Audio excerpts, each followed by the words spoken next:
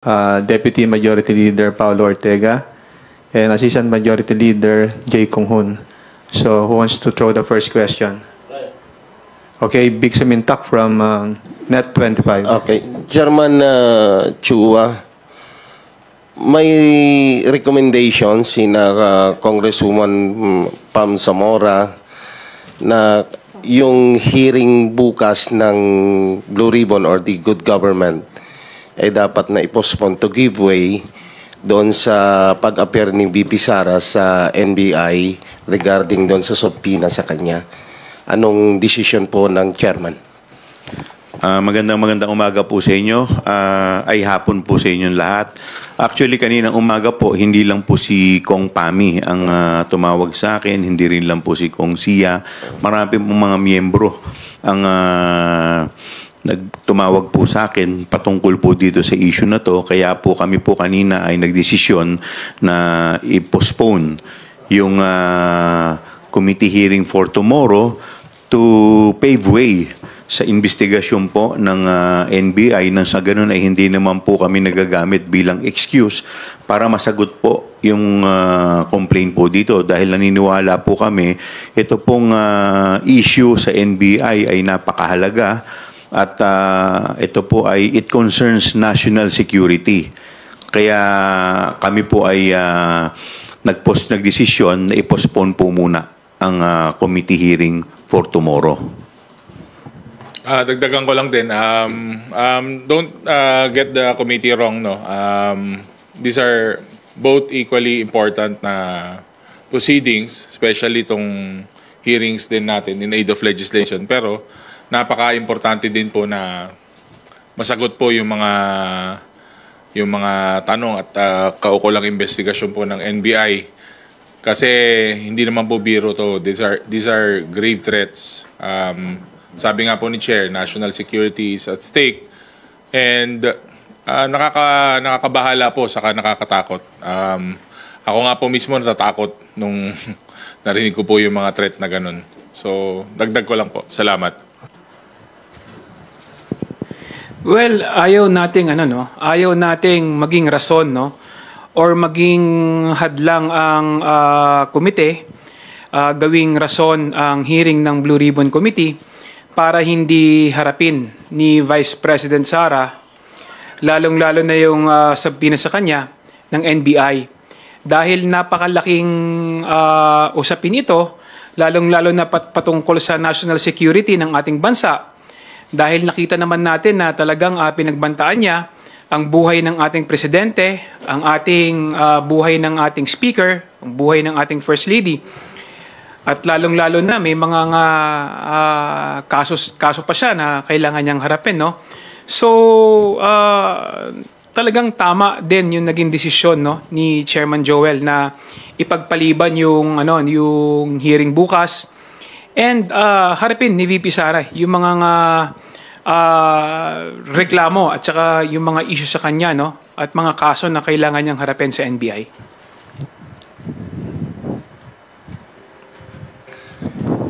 Sir, ako na lang. Sir, nakarating na ba sa House leadership yung sinasabing report na mismong si President Marcos? I-quote ko na lang po yung kumalat na mga text messages. In the larger scheme of things, Sara is unimportant, so please do not file impeachment complaints. It will only distract us from the real work of governance, which is improve the lot of all Filipinos. Ito daw yung message ni Presidente sa House leadership. Actually, hindi ko pa po alam yan. Wala naman po akong nare-receive na communication from the House leadership. Sa ngayon po, ang naging concern lamang po namin ay yung issue po dito sa hindi po pagharap ni VP sa NBI dahil ang ginagawa nga pong rason o dahilan ay ito pong aming committee hearing. Well, no, wala tayong kasiguruduhan, kung saan nga po nanggaling yung text messages na yan. Pero kung ang pinag-uusapan impeachment, lahat naman ng tao may karapatan na mag-file ng impeachment. At siguro nasa kanya-kanyang konsensya na yan, no? Ng mga bawat miyembro ng Kamara kung susuporta sila sa impeachment na may magpa-file. Dahil siyempre hindi naman natin po pwede ring pigilan, no, ang mga miyembro ng Kongreso pag merong gustong miyembro na sumuporta sa isang impeachment complaint. Pero kami kasi sa administrasyon, hindi pa nga namin pinag-uusapan, no, patungkol sa impeachment dahil abalang-abala nga kami, no, lalong-lalo na dito sa aming mga gawain sa Kongreso. Talagang gusto natin malaman kung ano yung katotohanan, gusto nating malaman kung ano ba talaga yung mga nangyari patungkol siyempre sa confidential fund, no, ng Office of the Vice President at saka sa confidential fund, no, ng Department of Education. At nakikita rin natin na abala din kasi yung ating mga enforcement agencies, so katulad ng DOJ, NBI, no, mga kapulisan sa pag-iimbestiga kung may nilabag bang batas, no, ang ating Vice Presidente, lalong-lalo na sa technical malversation, kung may nilabag ba siyang plunder, kung may nilabag ba siya sa Anti-Terrorism Act, no. So tingin namin yun ang mas importante na kailangang bigyan ng importansya yung mga reklamo na yon sa ating Vice Presidente. Ngayon po ang panahon na pinakamadami pong ganyan, yung mga balibalita sa mga maririnig natin na kung ano-anong sinabi ng ganito, balita ni ganito. But as you can see in the House of Representatives, hindi naman po kami nalihis. Hindi rin po kami natamaan ng mga iba't ibang diversionary tactics. Kahit na marami pong balita sa labas, marami pong noise coming from the outside, the House of Representatives has been very consistent that we were focused on issues of legislative inquiry, issues po dito sa mga hearings natin. And we will continue to do that, no? Siguro po kailangan ma-verify din po yung mga kumakalat na information na yon. But as far as the House is concerned, as far as kasama po namin si Chairman Joel, nakafocus po kami dun sa mga iba't ibang hearings, hindi lang po sa Blue Ribbon, but also the Quadcom. So, yun lang po. Salamat. Thank you. Next question from Sandro Chona from Billionarian, then followed by Marian Enriquez from TV5. Sir, kailan po, ano pong mangyayari kay Zulaika Lopez kasi mapapaso po yung contempt orders sa kanya on Saturday? Well, actually, humihingi pa kami ng update sa SAA, sa Sergeant at Arms, para ma-verify po yung talagang health condition ni Attorney Lopez. Once na nakatanggap na po kami, that's the time na pag-uusapan po namin at pagdidesisyonan po ng mga committee kung ano po ang aming gagawin. So sir, pwede siyang ma-release na on Saturday or tuloy-tuloy lang po siya doon sa VMMC? Well, sa ngayon, hindi pa namin napag-uusapan yan. Ang natakil pa lang po kanina is yung issue para po bukas. So siguro once na nakatanggap na po kami ng report from the Sergeant at Arms, that's the time para tayo po ay i-report din natin to sa mga kasama rin po natin sa committee.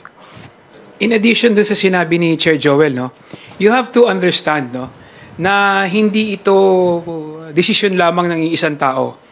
Kailangan pagdesisyonan din ito ng isang buong komite, which is the Blue Ribbon Committee. Kailangan ding makuha din natin yung recommendation galing sa Office of the Sergeant at Arms kung ano talaga yung kalagayan ni Attorney Lopez, at kailangan din makausap yung mga doktor niya para malaman din kung ano ba talaga yung totoong medical condition niya. So it is just right, no, na naging cautious din si Chairman Joel Chua dahil gusto rin ng komite na masiguro na nasa maayos at magandang kalagayan si Attorney Lopez bago siguro siya uling humarap sa komite ng Blue Ribbon. Thank you, Sandro. Marian? Tanong na ba? Sir, sorry, natanong ba kung kailan po i-schedule itong ating good government hearing? Sa ngayon, wala pa. Chine-check pa namin yung schedule. Kasi sa totoo lang, ngayon, ang nakapokus din po ako dahil nagkaroon ng isang malaking sunog sa distrito ko kagabi. Kaya medyo yun muna ang pinagtuunan ko ng pansin ngayon. Kaya until nakatanggap nga po ako ng mga tawag sa mga kasama ko because eto nga po yung naging concern nila. So yun po muna yung aking pinag-focusan. In the meantime, ayusin ko po muna yung mga naging biktima po ng sunog sa distrito ko. Sir, I understand that you said po na hindi pa napag-uusapan yung tungkol sa impeachment. Pero meron pong statement si VP Sara Duterte recently. And sinabi po niya, if you would like to comment on this, sabi po niya, if I get impeached, that's my end. Gumastos at magwaldas ng pera ng gobyerno para impeach ang Vice President, para pagtakpan ang kakulangan at pagsisinungaling ng ating administrasyon, pagtakpan na yung mga pangako ay napako at babanatan nila ako. They can try and then let's see. Well, it's another diversionary tactics ng ating Vice Presidente, no? Para iiwas na naman ang usapin tungkol dun sa nangyari, no, sa pondo ng Office of the Vice President at saka sa confidential fund ng Department of Education. Ang pakiusap ko lang, sana mag-concentrate tayo doon sa kung ano ba talaga yung tunay na usapin. Ang tunay na usapin dito is may nawawalang pera ng ating gobyerno. Hindi naging tama yung paggastos. Nagkaroon ng kapabayaan sa pag-handle, no, ng confidential fund ng Office of the Vice President at saka ng Department of Education, at kailangan may managot dito. Doon tayo mag-concentrate kasi alam naman natin na itong mga ibang issue na ito na kanilang sinasabi at kanilang inilalabas is diversionary tactics lang ito sa pag-iwas sa responsibilidad ng ating Vice Presidente. Napakasimple lang naman ito. We want transparency, we want accountability, at kung sino may kasalanan, siya ang dapat managot. Unang-una, yung primary purpose po ng investigasyon din po natin, on top of that, ay in aid of legislation. By next week, magpa-file po kami ng mga House Bill na naging produkto po nito pong investigasyon. So, kaya nga po, sa totoo lang, yung impeachment po ay hindi pa po na pag-uusapan at kung ano pa po dahil sa totoo lang, nakapokus pa po kami dito po sa mga iba po pong usapin. Opinion niya yun. At kami naman po dito, yung katotohanan at pagtuloy po ng hearings ang aming tinitignan dahil yun po ay utang namin sa taong bayan. So we will stick with that and we will still continue po kung anong trabaho na ginagawa namin dito sa House of Representatives. Sir, she also made another statement po regarding naman po doon sa planong pag-file ng violation nga po on anti-terrorism law. Ang sabi po niya, sinusubukan daw po nila to reach yung aking properties, yung assets niya, yung violation nga raw po nito, ay ginawa nila kay Kong Arnie Teves. They are doing the Arnie Teves playbook. Your comments? Well, again, no, this is another a statement of the Vice President na sana pag-isipan niya mabuti, no? Dahil iniisip niya there is a grand scheme na pinagtutulungan siya. Pero actually, ito yung resulta ng kanyang mga pinagagagawa, no, at pinagsasabi. Although sa nakikita ko, no, ito personal na opinion ko. Nakita naman natin yung yung batas na ipinasa nila sa terrorism, no? At talagang nakita naman natin na meron siyang violate doon. Pero kailangan nating hayaan, no, na ang Department of Justice, ang NBI at ang ating mga law enforcement unit na mag-imbestiga kung talagang may nilabag ang ating Vice Presidente. At kung nakita nila na may nilabag, nararapat lamang na filean talaga siya ng kaso. Kasi may nilabag siyang batas, kailangan siyang pananagutin. Dagdagan ko lang si Kong Jay, no? Hindi ito playbook ng ibang tao. Playbook niya ito. Kasi siya lang po nagtangkang gumawa na tangkain na patayin ng ating Pangulo, ang First Lady at ang ating Speaker.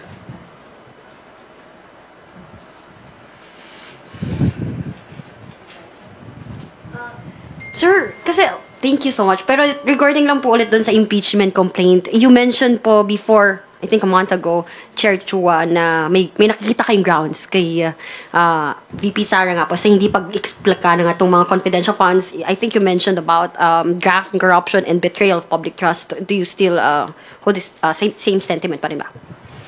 Kasi natanong po sa akin yan sa isang interview kung may ground. So, base po sa aming investigasyon, maliwanag naman po yung ground. Ang tanong lang naman po dyan kung ito po ay itutuloy. Tutuloy po ba, sir? Sa ngayon, wala pa nga po na pag-uusapan, kagaya po na ng binanggit ko.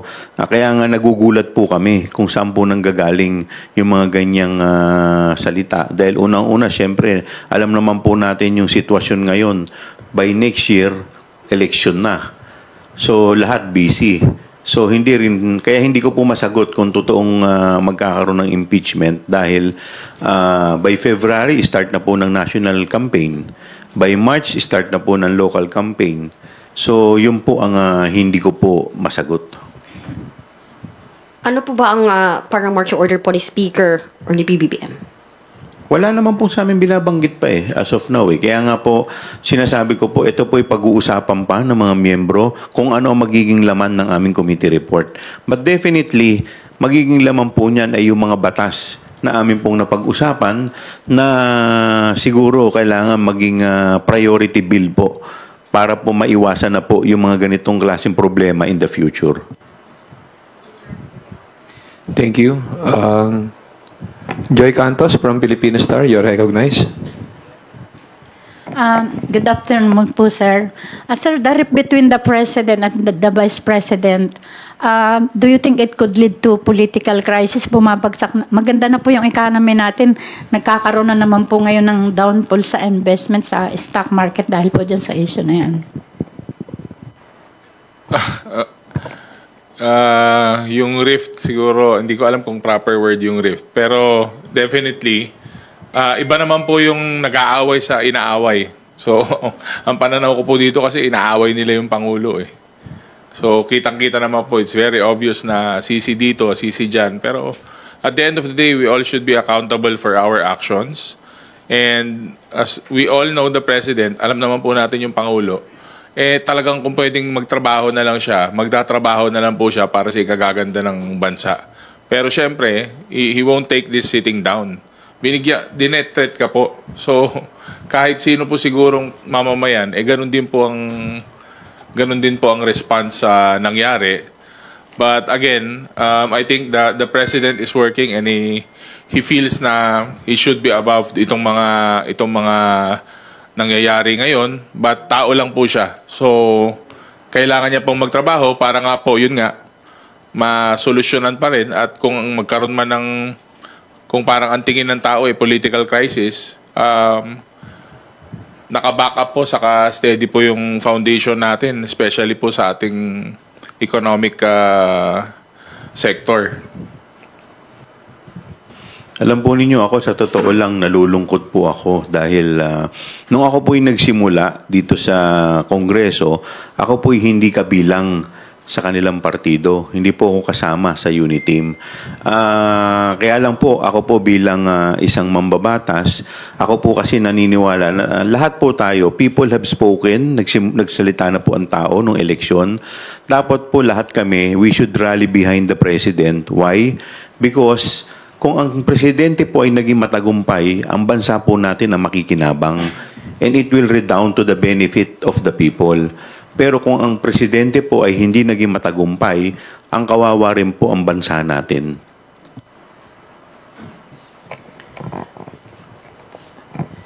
Nagsimula lang naman lahat ng kaguluhan na ito noong mangarap ang ating vice presidente na maging presidente ng maaga.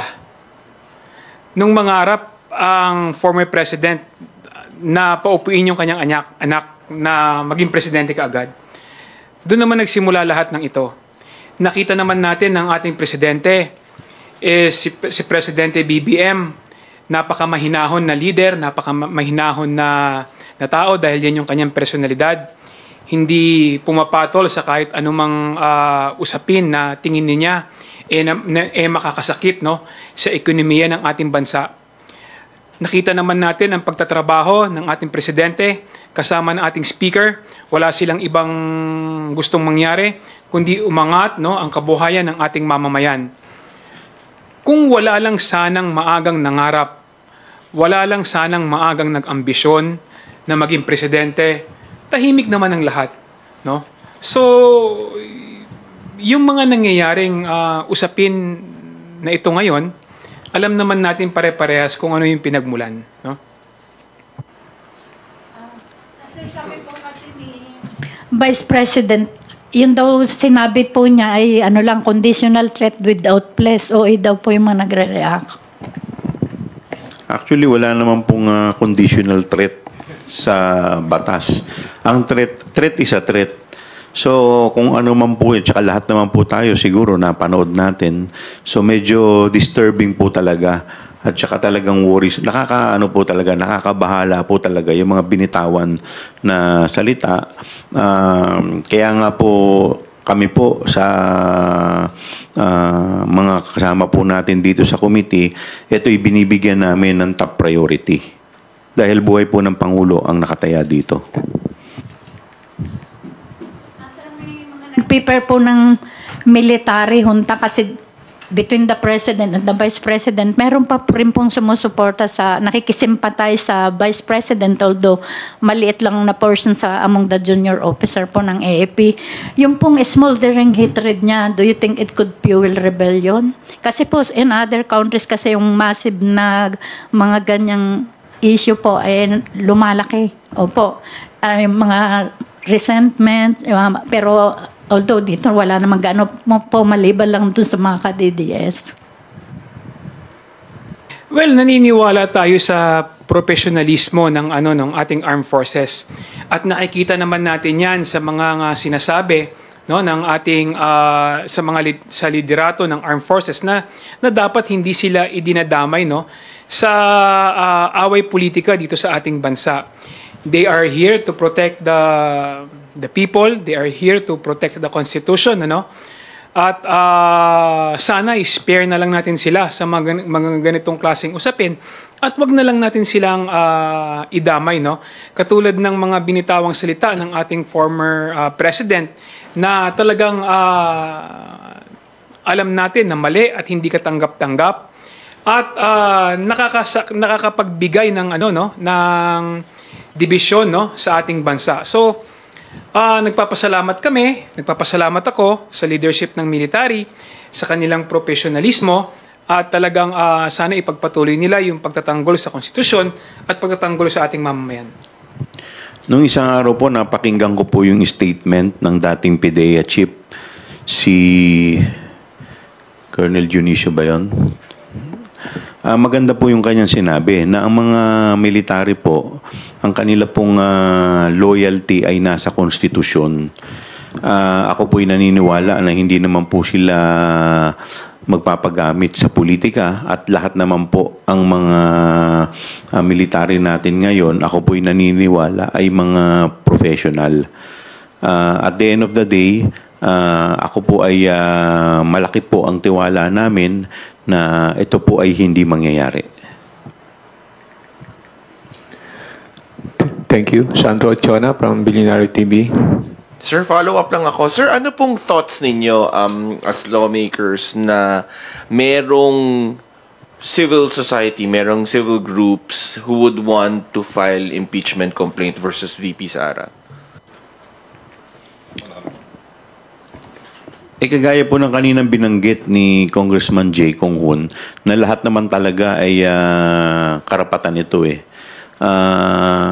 At the end of the day, syempre, lahat ang mga opinion ng bawat isa, bawat sektor, dapat respetuhin po natin.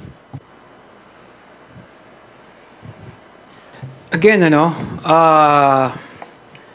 dapat nating irespeto yung karapatan ng ating mamamayan, no, na mag-file ng impeachment o ng reklamo sa kanilang mga opisyales, including po sa ating Vice Presidente. Hindi po natin ito kailangan saklawan at kailangan din nating igalang kung meron man sa Kongreso, no, mga na miyembro ng Kongreso na mag-i-endorso nito. Pero kung kami tatanungin ninyo kung meron bang stand ang administrasyon ng Kongreso sa pangunguna ng ating Speaker, wala po, hindi po namin yan napag-uusapan. Kung meron bang iniutos o sinasabi sa amin, again, hindi po namin yan napag-uusapan. Ang isa lang ang importante sa amin, na magawa ang aming responsibilidad, matapos ang aming hearing, makapagpagawa kami ng committee report, no, sa pamumuno ni Chairman Joel, at makapagpasa kami ng mga batas na kung saan mas mapoprotektahan yung paggastos, no, sa confidential fund ng bawat ahensya. Kasi naniniwala po kami na hindi na ito dapat maulit, no? At dapat magkaroon tayo ng safeguard, lalong-lalo na sa paggamit o sa pag-disburse, no, ng mga confidential fund ng kahit anong departamento ng ating pamahalaan. Wala. Sa kadagdagan ko na rin lang, syempre constitutional na duty namin yan as legislators. At kung meron mang may hain or wala, kailangan, syempre pag may naghain, kailangan naming actionan. Either we approve it or we don't. Yes. Thank you. So, sirs, hindi po kayo magpapadala kasi with all that happened exactly last week. Diba ganitong araw yan last week? Hindi po kayo magpapadala dun sa emosyon, sa seemingly pambabastos as an institution sa Kongreso? Nagbigay naman po kami ng reaction during the previous na press con na syempre hindi kami sang-ayon dun sa mga nangyari. Ngunit sabi ko nga baka this is a bigger diversionary na tactic. So kami po sa komite with our chairman talagang nakafocus po kami sa issues pero syempre nakakabahala, nakakatakot sabi ko nga na aabot sa ganung punto.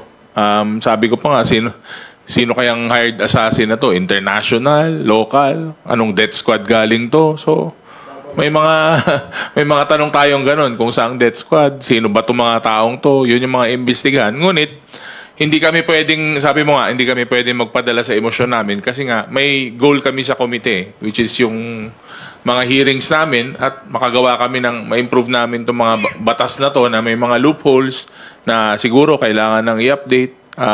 Nandun po yung focus ng committees. We are not delusional, no? We are focused, no? Kung ano yung trabaho na aming kailangan gawin, kung ano yung trabaho na aming kinaharap, we are not mentally stable, no? We are not emotionally unstable, no? So, we are in the right mind. Alam namin yung trabaho ang kailangan namin gawin at alam namin kung ano yung mga kailangan namin tapusin in aid of legislation. Thank you. Big Samintak from Net25. Please proceed with your questions. Okay. Sir, clarification lang doon sa regarding sa issue ng impeachment. You made mention, Chairman Chua, na kung may grupo na magsasampa ng impeachment against the Vice President, isa ang dahilan na medyo makakahadlang is yung time constraint na because next year, by January to February to March, campaign period na. So, meaning to say, yun bang election period, isa rin yun sa magiging hindrance para kumbaga, magkakaproblema doon sa pag-push through ng impeachment against the Vice President? Well, that is only my personal opinion. Dahil at the end of the day, syempre, hindi ko rin naman po alam kung biglang final po yan, syempre, mauobliga rin po yung mga senador to act on it. Di po ba? So, but that is only my personal opinion dahil tinitingnan din po natin dahil syempre, lahat naman po kami ay may kanya-kanyang gawain. So, ito po, yun ay personal ko lang pong opinion. Okay. Marian Enriquez from TV5. Yung regarding lang po ulit sa good government, meron na po ba tayong like timeline? Nakikita ba natin na, yung kailan ba natin nakikitang matatapos po itong good government hearing? Actually, kung ako pong tatanungin, siguro baka hingin ko po yung opinion ng mga kasama ko in the next schedule. Magpapaset po kami ng meeting kung may mga kailangan pa bang pigain. Kung wala naman na po, siguro it's high time. Kasi ako, ang dami ko ng suggestion na mga batas May mga kasama ko, marami na rin sinasuggest na mga batas. Kaya nga po, sabi ko, by next week, may mga maifa-file na rin po kami na batas. So hopefully po, syempre at the end of the day, lahat ang opinion ng bawat isa ng mga miyembro ay kailangan ay hingin din po natin ang kanilang mga opinion. So sir, solved na po ba kayo kahit hindi niyo po naisasalang yung dalawang security officers na Colonel Lachica and Nolasco? Kasi po, sa akin po, hindi ko po masasagot yan insofar as I'm concerned dahil yan po ay, kaya nga po sabi ko po sa inyo, tatanungin ko po muna kung ano pa ang opinion ng mga kasama ko. Kasi sa totoo lang, nagsimula po tayo dito, lahat nagpasapasahan na Well, tingin ko as as nakikita ko naman kung ano yung nangyayari sa committee natin. Siguro kung tatanungin niyo kung gaano katagal, siguro may mga isa o dalawa o isa na na hearing pa na magaganap para siguro makita natin yung kung ano talaga yung nangyari. Nakakalungkot lang dahil talagang pinipilit nilang itago kung saan napunta yung yung pera at saka yung responsibilidad regarding sa pagkukulang sa pag-iingat ng pera ng ating pamahalaan. So it's up to the committee. Tama naman si Chairman Joel. Kailangan pagdesisyonan niya ng bawat miyembro at yung aming committee report kailangan isubmit sa plenaryo. At kailangan din naming magpasa ng ng batas para siguraduhin na itong mga nangyayaring pagkukulang, itong nangyaring korupsyon regarding sa confidential fund ng Office of the Vice President at saka ng Department of Education hindi na maulit. Sir, clarify lang. You mentioned earlier po, doon sa start pa lang po ng press con natin na pinopostpone po natin yung good government hearing tomorrow to pave the way for the NBI investigation. Nang sa ganun, ay hindi kami nagagamit bilang excuse para masagot ang complaint dito. Yun nga yung invitation kay VP Sara. What made you say po na nagagamit po kayo? Kasi di po ba nagkaroon po siya ng press con at sinasabi niya kaya hindi siya pupunta bukas sa NBI dahil meron daw po siyang committee hearing na atenan. Kaya nga po, yun nga po yung pinarating sa akin ng mga kasama ko na para ang nangyari kami pa ang nagiging dahilan o nagiging excuse para po hindi siya maka-attend. Now, to pave way, para hindi naman po, kasi alam po ninyo yung issue po dun sa NBI ay mabigat po. It concerns national security po. Kaya po, kami po ay magbibigay po kami nang sa ganun ay hindi na po kami magamit na dahilan para hindi po siya makarating bukas. Any message po to VP Sara Duterte?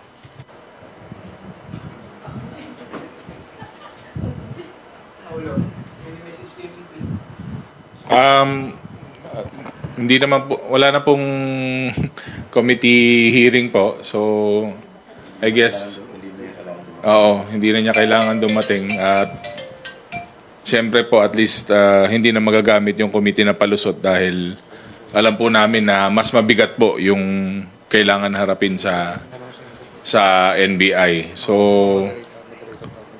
ingat po.